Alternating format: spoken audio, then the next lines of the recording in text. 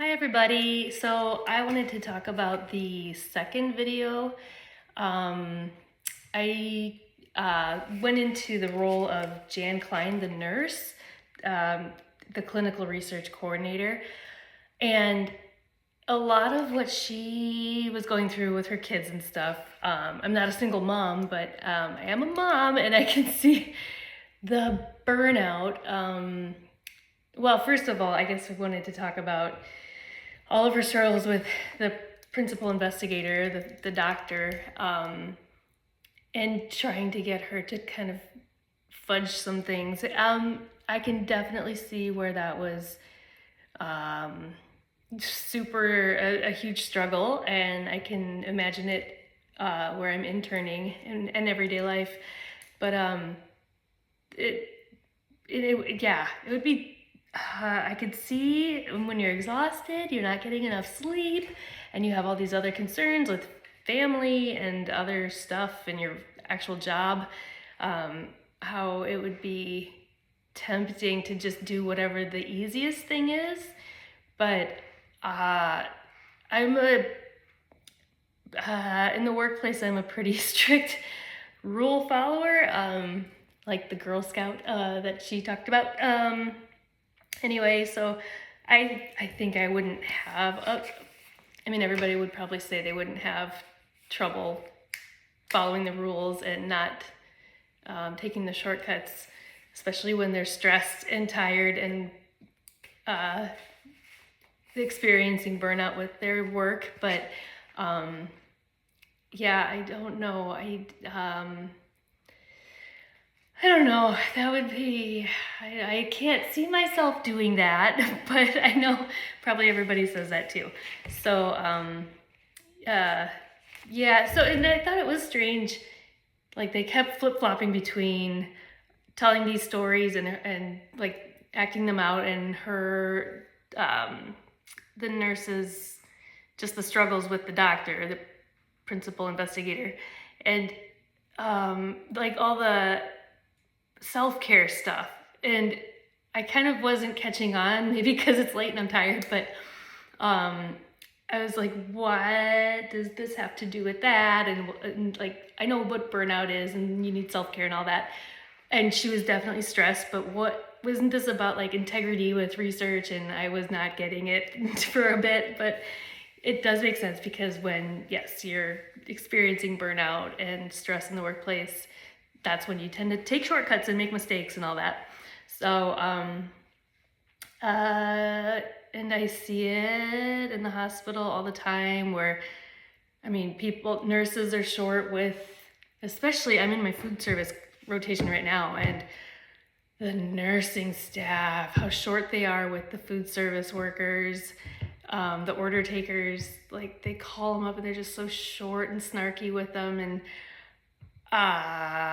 then they will hang up and the food service worker will just look at me like, see what I deal with? And I'm like, I know it's not fair. I can't, I don't know. I can't understand why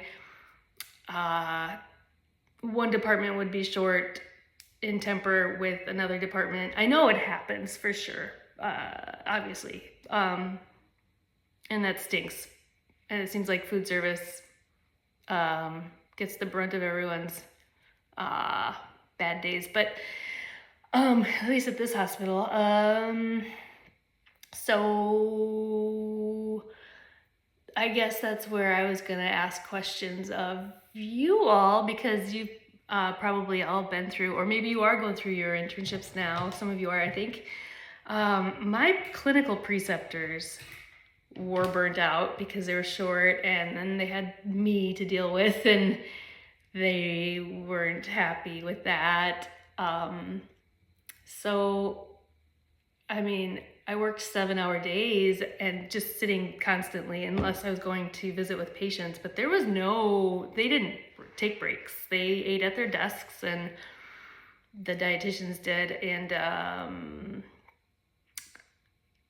they were pretty short-tempered with me. And I ate at my desk too, or I didn't really eat, but I don't know, I'm trying to speed through the day, and still they were just not happy with me. And I just wonder what you all, I don't know, I've heard lots of horror stories, lots of people, lots of clinical interns or the clinical rotation, the preceptors make them cry and stuff like that. And just, I haven't been able to talk to another intern personally about their experience.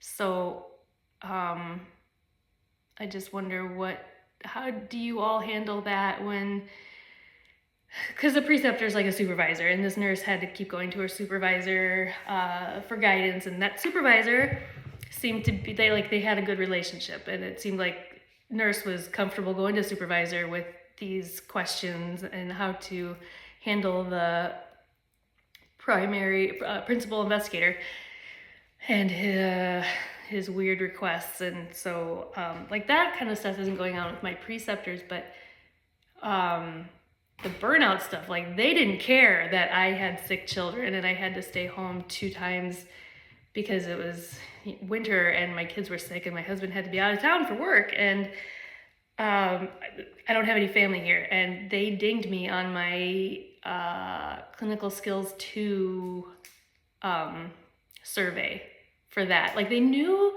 I had kids, that's number 1, but also that like I had nobody else to take care of them. They knew my situation. So I don't understand how I got like essentially a D- or an F on that for that reason, on that question, that category, because I wasn't there those 2 times. They said I was not flexible, but I have children. So and this preceptor, she doesn't have children, and I don't know, but how do I handle that? How does anybody handle that? But that's my question for you guys. I mean, that my personal insight is just that if she would have, and the rest of the preceptors, if they would have just acknowledged that they knew I had kids, some of them also had kids, and just like, yeah, that's important. You should stay home with your, or like, I know they're stressed and they're short, but I'm not going to be any good if I leave my kids, they're 10 and 12. If I leave them home sick by themselves, I'm not going to be any good that day in dealing with patients. And I've been exposed to them. One of them had 5th disease, and I guess that's not transmissible. I think it is, but I was just gonna stay away from patients that day, but I could get someone else. Like, I don't know. I'm not trying to make excuses, but for real, I mean, I had to stay home, and I don't think I should have gotten docked on my scores for that. But anyway, how do you all deal with that? Because I think that if I were a supervisor, I would want to make sure the employees understand that I appreciate them so much for all the work they do. And these patients are the number one, of course, they're the most important thing to the hospital and to our jobs and all of that. But having this employee be well, and their kids are very important to me too, because if that's what helps this employee be a good employee, if well-being is there and everyone is, I don't know, being taken care of properly, then everything is going to work out for the best, I think. I mean, I don't know, I should have worded this better, but I didn't feel any support, and I don't think the other dietitians feel supported by the director of all the dietitians there. So, I don't know. Family is first. Your children are first. Your children have to be first. You have to, anyway, yes. So anyway, that's, I guess, what I had to say about that. Yeah. Okay, thanks, bye.